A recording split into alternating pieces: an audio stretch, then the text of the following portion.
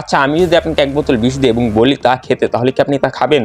বেশিরভাগ চান্সে থাকবে আপনি খাবেন না, কারণ সেটা যদি খান তাহলে সঠিক সময়ে যদি আপনি সঠিক চিকিৎসাটা না পান তাহলে আপনার মৃত্যু অবধারিত। কিন্তু আমি যদি আপনাকে বলি আপনি এমন একটি ভাইরাসে আক্রান্ত যার কারণে প্রতিনিয়ত মৃত্যু আপনার দিকে লাফিয়ে আসছে এবং আপনি তা প্রতিনিয়ত ব্যবহার করছেন, তাহলে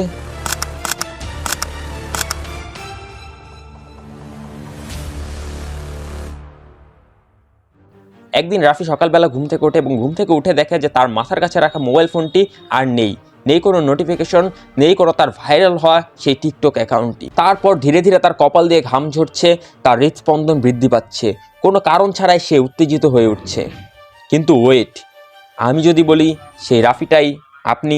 মোবাইল ফোন অ্যাডিকশন বা সোশ্যাল মিডিয়া অ্যাডিকশন এটা খানিকটা ওই নেশা করবার মতোই, কারণ প্রথম কেউই মানতে চায় না যে সে একজন অ্যাডিক্টেড। কিন্তু আপনি কিভাবে বুঝবেন যে আপনি একজন মোবাইল ফোন অ্যাডিক্টেড হয়ে গেছেন? সর্বপ্রথম কোনো একটি কাজ করবার মাত্র 5 থেকে 10 মিনিটের মধ্যেই আপনার মনে অস্থিরতার অনুভব হবে এবং আপনার মনে হবে যে অনেকক্ষণই তো কাজ করলাম, যা একটু 5 মিনিটের জন্য একটু মোবাইলটা ঘাঁটি, ব্যাস কোন দিক দিয়ে যে পাক্কা আধা ঘন্টা কেটে যাবে তা আপনি বুঝতেই পারবেন। নাম্বার 2, পর্যাপ্ত ঘুমোতে না পারা।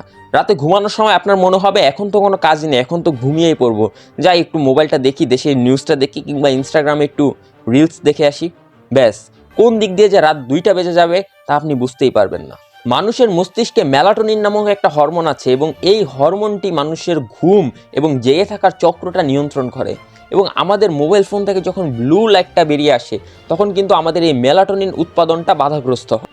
আর পুনরায় এই হরমোনটি উৎপাদন হতে সময় লাগে পাক্কা আধা ঘন্টা থেকে 1 ঘন্টা, যদি আপনি ফোনের স্ক্রিন তখন বন্ধও করে। আচ্ছা চলুন দেখি তো মানুষের মাঝে ঠিক কী জন্য আসক্তির সৃষ্টিটা হয়।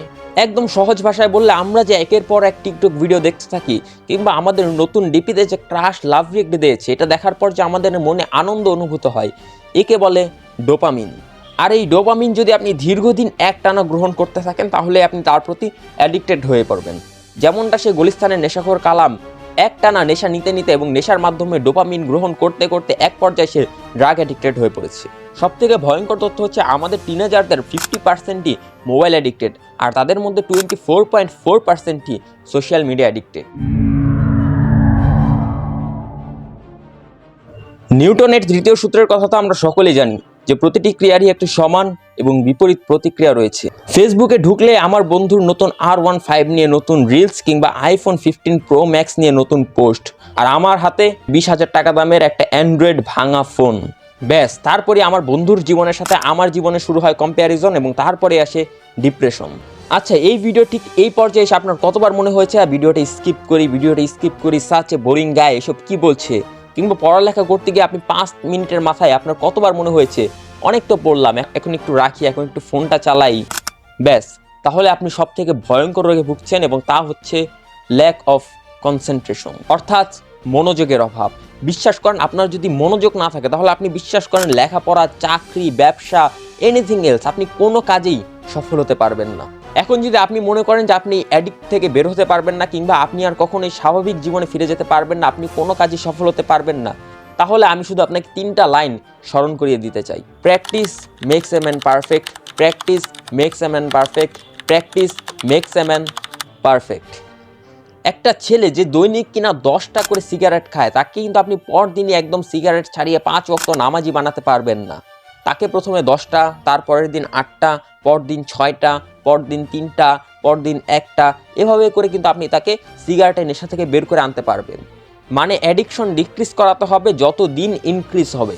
আর এই সোশ্যাল মিডিয়া অ্যাডিকশন কিংবা মোবাইল ফোন অ্যাডিকশনও কিন্তু আপনি একদিনে কমাতে পারবেন না, তার জন্য আপনার ওষুধ দরকার এবং সেই ওষুধটা রয়েছে আপনার ঘরে, আপনার পরিবার। আপনার মা বাবা চাকরি করে কোনো সমস্যা নেই, আপনি আপনার আত্মীয় স্বজনকে সময় দিন। আপনার আত্মীয় স্বজন দূরে কোনো সমস্যা নেই, আপনি আপনার সঠিক বন্ধুদের সময় দিন। আপনার কোনো বন্ধু বান্ধব নেই, সমস্যা নেই, আপনি প্রতি সপ্তাহে একটা করে বই শেষ করুন। আর যদি আপনাকে সোশ্যাল মিডিয়া চালাতেই হয় তাহলে আপনি সেখানে ক্রিয়েটিভ কিছু দেখার চেষ্টা করুন, যেমন গার্ডেনিং রয়েছে, কন্টেন্ট ক্রিয়েটিং রয়েছে, ভিডিও এডিটিং রয়েছে, এগুলো আপনি দেখার চেষ্টা করুন। এমনভাবে যদি আপনি 3টা ভিডিও দেখেন তাহলে দেখবেন 4 নম্বর ভিডিওটা সেই ক্রিয়েটিভ জিনিসের ওপরই আসছে, কারণ এই পুরো কাজটাই করে অ্যালগরিদম।